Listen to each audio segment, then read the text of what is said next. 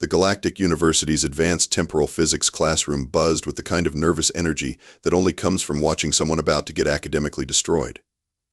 Professor Krix'tal, a 7-foot-tall mantis-like creature with an ego to match his height, loomed over his holographic podium like a judge preparing to deliver a death sentence. "Class dismissed," he announced, his voice dripping with the kind of superiority that made you want to punch him in whatever passed for his face. "All except you, Miss Martinez." Luna Martinez, the sole human in a classroom full of tentacles, carapaces, and existential dread, didn't even look up from packing her datapad. She just kept humming some ancient Earth tune that probably predated half the civilizations represented in the room. The other students, a mix of crystalline vorticans, gaseous nebuloids, and one particularly smug Centaurian, who looked like a purple starfish with commitment issues, and that lingered by the exit. Nobody wanted to miss what was about to happen. Academic bloodbaths were rare entertainment at a university, where most excitement came from watching professors argue about theoretical particle behavior. "Your paper on temporal paradox resolution," Krix'tal continued, his compound eyes glittering with malicious satisfaction, "is remarkable. Truly groundbreaking work." Luna finally looked up, one eyebrow raised in the universal expression of, "Oh, this should be good." "The problem," Krix'tal said, savoring each word like a fine wine, "is that it's impossible. No first-year student, especially not a human from a species that only discovered faster than light travel 3 centuries ago, could produce work of this caliber." The Centaurian student made a sound that might have been a snicker if starfish could snicker. The nebuloid pulsed with what was probably amusement, though with gaseous beings it was hard to tell the difference between laughter and indigestion. "Furthermore," Krix'tal continued, pulling up a holographic display, "preliminary scans of the Galactic Academic Database show suspicious similarities to several classified research papers from the early days of temporal manipulation studies. Papers that, I might add, are restricted to researchers with level 9 clearance and above." Luna leaned back in her chair, a smile playing at the corners of her mouth that would have made the Mona Lisa look emotionally transparent. "You think I'm copying?" "I don't think, Miss Martinez. I know. The mathematical proofs alone would take a team of specialists months to derive. The experimental protocols you've outlined haven't been seen since the legendary Dr. Martinez's work over a century ago. Coincidence? I think not." The classroom had gone dead silent. Even the nebuloid had stopped pulsing. This was better than the time Professor Krix'tal had accidentally opened a micro-black hole during lunch. Luna stood up slowly, gathering her things with the casual confidence of someone who held all the cards in a game where everyone else was still trying to figure out what suit was trump. She walked to the front of the class, her footsteps echoing in the sudden quiet. "Professor Krix'tal," she said, her voice carrying just enough amusement to be insulting, "you're absolutely right about one thing. This work is indeed identical to Dr. Martinez's research from 107 years ago." Krix'tal's mandibles clicked together in triumph. "Then you admit to academic theft?" Luna's smile widened. "Funny thing about that, see, I wrote this paper 107 years ago. The name's Luna Martinez, not Miss Martinez. Dr. Luna Martinez, if we're being formal about it." The silence that followed was so complete you could have heard a quantum particle decay. Krix'tal's compound eyes seemed to malfunction for a moment, like a computer trying to process a divide by zero error. He sputtered, "That's impossible. You're barely 25 years old. You're human. Humans don't live that long, and even if they did, temporal displacement is theoretical at best." Luna chuckled, a sound that somehow managed to be both warm and terrifying. "Oh, Professor, you really should pay more attention to your own curriculum. Hasn't anyone ever told you that humans have a tendency to break the rules?" The purple starfish student made a sound like air escaping from a balloon. "This is ridiculous," it wheezed. "Humans barely understand quantum mechanics, let alone temporal displacement. Next she'll claim she invented the warp drive." "Actually," Luna said cheerfully, "that was my roommate. But we're getting off topic." Professor Krix'tal had regained some of his composure. Which is to say he'd stopped looking like someone had just told him that mathematics was actually just an elaborate practical joke. Miss Martinez, even if your species had mastered time travel a century ago, which they hadn't, the energy requirements alone would require a stellar-class power source. The idea that a single human could survive temporal displacement is laughable. You know what's really laughable? Luna asked, settling into the instructor's chair like she owned it. The fact that you've been teaching temporal physics for 30 years and you still think survival is the hard part. The crystalline vorticon student chimed like a wind bell. What do you mean? Luna looked around the room, taking in the collection of species that represented the pinnacle of galactic evolution. Advanced civilizations that had conquered space, time, and the art of looking down on younger species. It was almost cute how confident they all looked. Let me tell you a story, she said. About Earth, 107 years ago. Picture this, a small blue planet, third rock from a mediocre star, inhabited by a species so young they still thought nuclear weapons were a good idea. That's where I come from, kids. The nebuloid pulsed skeptically. Humans 107 years ago had barely achieved orbital flight. Exactly. Luna clapped her hands together. We were cosmic toddlers playing with particle accelerators. I was part of the first human team to crack temporal mechanics. Dr. Luna Martinez, age 24, youngest temporal physicist in human history, and possessor of exactly zero common sense. She stood up and began pacing, her voice taking on the rhythm of someone who'd told this story before, probably to herself, probably many times. Our lab was basically a converted subway tunnel in Geneva. Our equipment was held together with duct tape and prayer. Our safety protocols were written on a napkin. But we had something your advanced civilizations lack. We were too stupid to know it was impossible. Professor Krix'tal's mandibles twitched. Stupidity is not a scientific methodology. Oh, but it is, Luna said, grinning. See, when you're too dumb to realize something can't be done, you tend to just go ahead and do it anyway. We built our first temporal displacement device out of spare parts and stubbornness. The theory was solid, the math was beautiful, and the safety margin was essentially non-existent. She paused at the window, looking out at the sprawling campus where thousands of students from hundreds of worlds came to learn from the galaxy's best and brightest. The experiment was supposed to send a small probe back exactly 1 minute. Just a simple proof of concept. What could go wrong? The entire class leaned forward despite themselves. Even when you suspected someone was telling you the most elaborate lie in galactic history, a good story was a good story. Everything, Luna said simply. Everything went wrong. The temporal field destabilized, the containment failed, and instead of sending a probe back 1 minute, we accidentally created a 24-hour temporal loop centered on our lab. The probe made it back in time, all right, over and over and over again. And you were caught in this loop? The vorticon asked, its crystalline structure resonating with curiosity. Caught? Oh, honey, that's like saying a fish is caught in water. I wasn't just caught in the loop.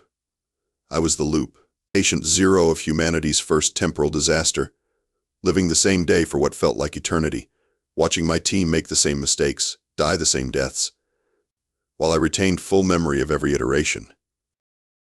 The room had gone so quiet you could hear the ambient hum of the university's fusion reactors 3 levels down. This was either the most elaborate academic fraud in galactic history, or they were listening to the most terrifying survival story ever told. The beautiful thing about being trapped in a time loop, Luna continued, her voice taking on an almost philosophical tone, is that you have literally infinite time to figure out how to escape. The terrible thing is that you have literally infinite time to go completely insane first. The first 1,000 loops were the worst, Luna said, settling back into the chair with the casual air of someone discussing the weather. You know that feeling when you wake up and realize you have to relive your worst day ever? Now imagine that day includes watching your best friends die in a temporal cascade failure while you're powerless to stop it. The nebuloid had gone completely still, which for a gaseous being was roughly equivalent to holding its breath. Professor Krix'tal's compound eyes were fixed on Luna with the intensity of someone trying to spot the lie in an increasingly believable story.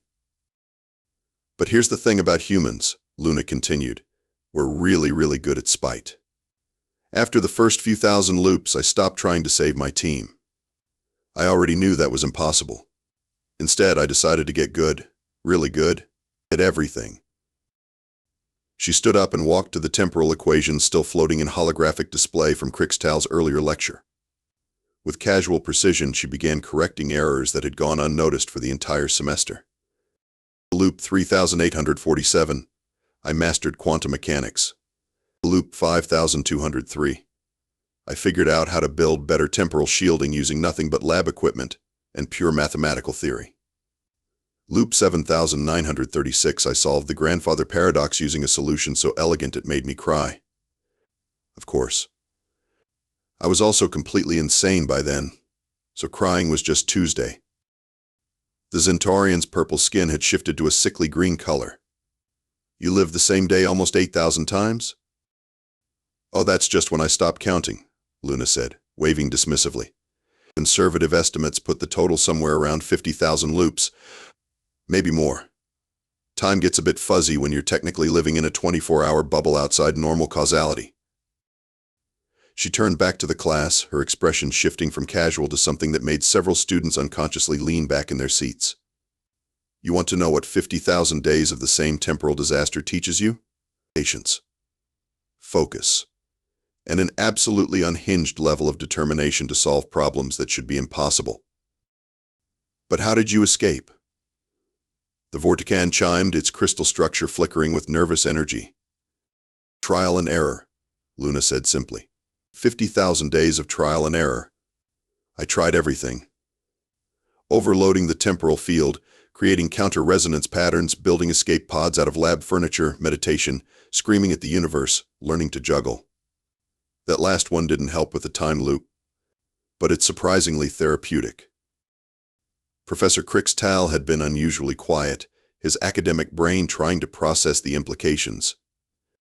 Even if your story were true, he said carefully, which it cannot be, the energy requirements to maintain a stable temporal loop for that duration would be astronomical. Would they? Luna asked, pulling up the university's own temporal physics database. According to your own research, Professor, a closed temporal loop becomes self-sustaining once it reaches critical resonance. The energy doesn't dissipate, because it's constantly recycling through the same 24-hour period. It's like a cosmic hamster wheel. Except the hamster is a human physicist having the worst day of her life on infinite repeat. She began pulling up research papers, each one building on the mathematical foundation she'd established in her original submission. Loop 12,000, I figured out how to map temporal field harmonics. Loop 18,500, I developed a working theory for paradox-free time travel. Loop 23,747, I solved the information preservation problem that your people have been working on for 6 centuries. The equations floating in the air were becoming increasingly complex and increasingly undeniable. This wasn't just advanced theory. This was the kind of revolutionary work that reshaped entire fields of study. The really funny part, Luna said, her voice carrying just enough edge to remind everyone that she'd spent subjective decades in temporal hell, is that breaking free was actually the easy part. The hard part was figuring out where or when I'd end up when the loop finally collapsed. And you ended up here, the nebuloid pulsed, finally finding its voice. I ended up 107 years in my future, on a space station I'd never heard of, in a galaxy where humans were considered barely evolved primates, enrolling in a university to learn temporal physics from people who were still working on problems I'd solved during my coffee breaks in. Loop 30,000. She gestured at the now incredibly complex equations surrounding them. So when you accused me of copying Dr. Martinez's work, Professor, you were absolutely right. I did copy it, word for word, equation for equation, because I am Dr. Martinez and this is my work, and I've had literally infinite time to make sure I got it right. The silence that followed was so profound it seemed to have its own gravitational field. Luna looked around the room at the collection of advanced alien minds trying to process the implications of what they'd just heard. Oh, she added cheerfully, and I've already solved the problems you're planning to assign for the rest of the semester. Would you like me to show you next week's homework solutions, or should we pretend I need to actually attend your lectures? Professor Krix'tal's mandibles were clicking so rapidly they sounded like an old Earth typewriter having a nervous breakdown. This is preposterous, he declared, though his voice lacked its earlier conviction. Even if such a temporal anomaly were possible, you would have no way to prove it. The events you describe occurred over a century ago. Oh, Professor, Luna said, her smile taking on a distinctly predatory quality, you really don't understand how time works, do you? She walked over to the classroom's temporal analysis equipment, a collection of crystalline matrices and quantum field generators that cost more than most planets' annual GDP. Mind if I borrow this? I promise I'll give it back in mostly working condition. You will not touch university property, Krix'tal screeched. But Luna was already connecting components with the casual expertise of someone who'd built similar devices from scratch approximately 47,000 times. Relax, Professor. I helped design the theoretical framework for this entire system. Well, I will help design it. Temporal grammar is tricky. Her hands moved with practiced precision, rerouting quantum conduits and adjusting field harmonics. The beautiful thing about temporal mechanics is that past events don't actually disappear. They're just displaced along the temporal axis. The Zentaurian student's purple complexion had now shifted to what could only be described as existential crisis beige. You're saying the past still exists? Everything still exists, Luna said, making final adjustments to what had been a passive observation device and was now humming with enough energy to power a small moon. Past, present, future. It's all happening simultaneously. We just experience it sequentially because our brains are wired for linear time. Think of it like a movie reel. The whole film exists at once, but you watch it frame by frame. Professor Krix'tal was backing away from the increasingly energetic device. Miss Martinez, whatever you're attempting to do is highly illegal under university safety protocols. Good thing I'm not actually a student then, Luna said, activating the modified temporal viewer. I'm more of a tourist. A very, very old tourist. The air in the center of the classroom began to shimmer, reality bending like heat waves over summer asphalt. Slowly, an image began to coalesce, grainy at first, then becoming clearer as Luna fine-tuned the temporal resonance. It showed a laboratory. Primitive by galactic standards, but recognizably sophisticated for early human technology. Banks of computers the size of refrigerators, experimental equipment that looked like it had been assembled by particularly ambitious graduate students, and in the center of it all, a young woman with familiar features working frantically at a holographic display. That's impossible, breathed the Vortican, its crystal structure refracting the light from the temporal window into rainbow patterns across the walls. That's me, Luna said simply. 107 years ago, about 6 hours before the loop began. Watch carefully. In about 30 seconds, past me is going to write the exact same equation that got me in trouble today. Sure enough, the young woman in the image began scribbling on a physical whiteboard, her handwriting matching perfectly with the equations in Luna's submitted paper. The temporal timestamp in the corner of the image clearly showed a date 107 years in the past. Professor Krix'tal made a sound like a deflating balloon being strangled by a quantum physicist. This proves nothing. Temporal images can be fabricated. Advanced holographic manipulation could create a perfect reproduction of events that happened before most of these technologies were invented? Luna asked. Professor, you're grasping at straws, and they're all breaking under the weight of Occam's razor. The young Luna in the image looked up suddenly, as if she'd heard something. She turned toward the temporal window, and for one impossible moment, seemed to look directly at the classroom. She raised her hand and waved. Current Luna waved back. Hi, me. Enjoy the next 50,000 days. The Zentaurian student was now a color that didn't exist in most visible spectrums, which was impressive for a species that had evolved on a planet with 7 suns. But if you're really from 107 years ago, that means humans had mastered temporal physics before they even achieved galactic membership. Mastered is a strong word, Luna said, powering down the temporal viewer before it could cause any reality-threatening side effects. We stumbled into it face first like we stumble into everything else. The difference is that when we break something, we don't give up. We keep breaking it until it works. Professor Krix'tal was staring at his own lecture notes like they'd personally betrayed him. The fundamental principles you've demonstrated, they contradict established Vortican temporal theory. That's because Vortican temporal theory is wrong, said a new voice from the back of the classroom. Everyone turned to see Marcus Webb, a quiet human student who usually sat in the back corner, doing what everyone assumed was remedial mathematics. Has been for about 6 centuries. Luna's face lit up. Marcus, I was wondering when you'd speak up. Everyone, meet Dr. Marcus Webb, temporal physicist, class of 2847. He's the one who figured out how to stabilize paradox cascades. Wait, the nebuloid pulsed frantically. You're saying there are more of you? Oh, there are dozens of us, Marcus said, walking down to join Luna at the front of the class. Temporal displacement has some weird side effects. Most of us ended up scattered across different time periods when we tried to fix Luna's original loop. A crystalline student near the back, who had been suspiciously good at quantum field equations, suddenly looked very uncomfortable. She said in perfect, unaccented galactic standard, make that dozens plus 1.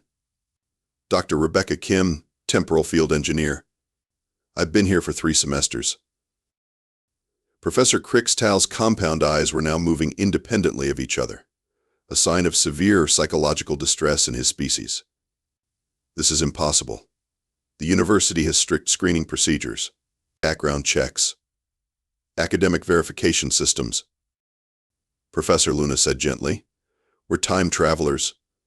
We've had over a century to perfect fake documentation. Also, your background check system was designed by humans, specifically by Rebecca, during her internship at the Galactic Records office. Rebecca raised her hand sheepishly. In my defense, I needed the job, and temporal paradoxes make excellent employment gaps on a resume. The room was now buzzing with the kind of energy that comes from watching fundamental assumptions about reality crumble in real time.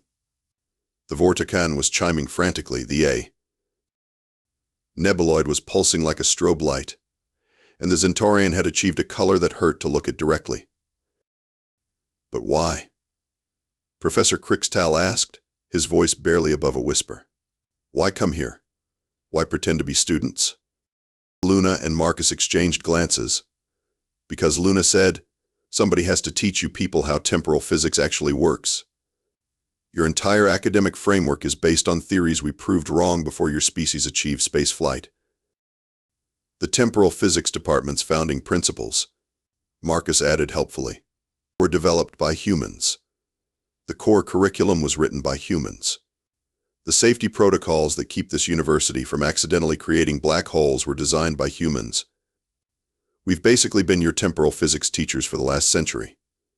You just didn't know it. The silence that followed was broken only by the sound of Professor Krix'tal's worldview undergoing catastrophic structural failure.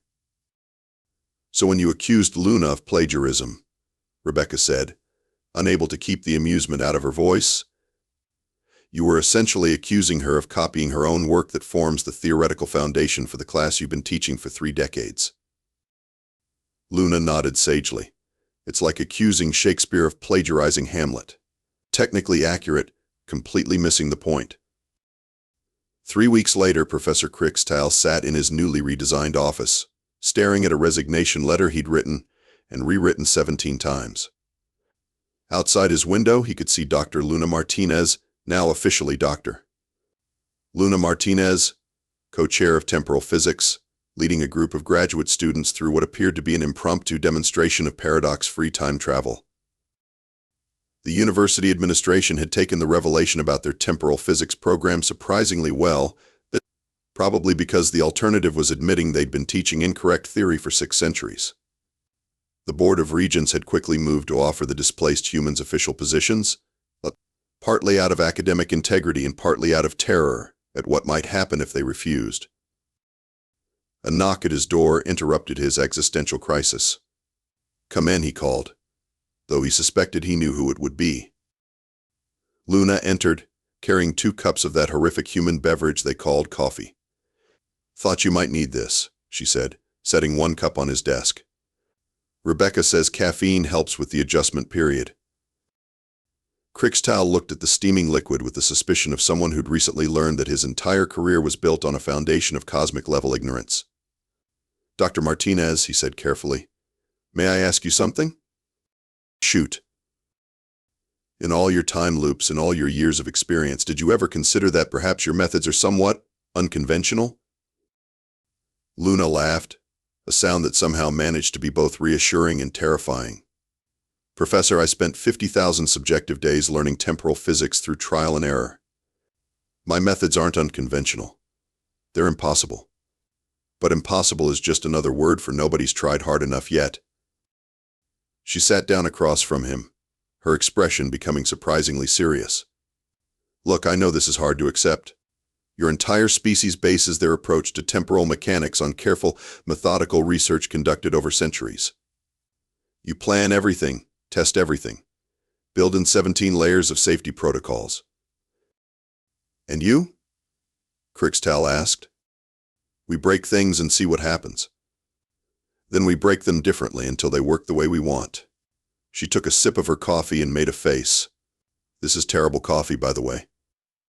Earth coffee is much better. I should probably invent time travel just so I can go back and get some decent beans." "You're joking."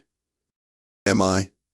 Luna's smile returned, that same mysterious expression that had started this whole mess. "Professor, I've already written the curriculum for next semester's Advanced Temporal Mechanics course, and the semester after that. And I may have accidentally solved the heat death of the universe problem during lunch yesterday." Professor Krix'tal felt something that might have been hope, if hope could be tinged with existential terror. "The heat death solution? Oh, that's easy once you understand that entropy is just time trying to clean up after itself. I'll show you next week. Right now I need to go prevent Marcus from accidentally creating a stable wormhole in the cafeteria." Again. She stood to leave, then paused at the door. "By the way, Professor, you're not a bad teacher. Your species just approaches temporal physics like it's a polite dinner conversation instead of a wrestling match with the fundamental forces of reality. Humans don't do polite. We do results." After she left, Krix'tal sat alone with his coffee and his resignation letter. He took a tentative sip of the human beverage, made a face, and took another sip anyway. Outside his window, Dr. Martinez was now teaching her students how to fold space-time like origami while maintaining casual conversation about Earth's weather patterns. He crumpled up his resignation letter and opened his computer terminal. If he was going to learn temporal physics from time-displaced humans who treated paradoxes like minor inconveniences, he was going to need a lot more coffee. And maybe, just maybe, he was going to need to learn how to think like a human. God help him. The final entry in his personal log that day read, "Note to self, never underestimate a species crazy enough to solve impossible problems by accident. Also, order more coffee. Much more coffee." Somewhere in the temporal mechanics lab, Luna Martinez was already writing next year's curriculum, humming the same ancient Earth tune she'd been humming for 107 years, and occasionally correcting the universe when it tried to do something particularly stupid. After all, someone had to keep reality running smoothly. And humans, despite all evidence to the contrary, seemed to be surprisingly good at it. Even if their methods would give any sane species nightmares for generations.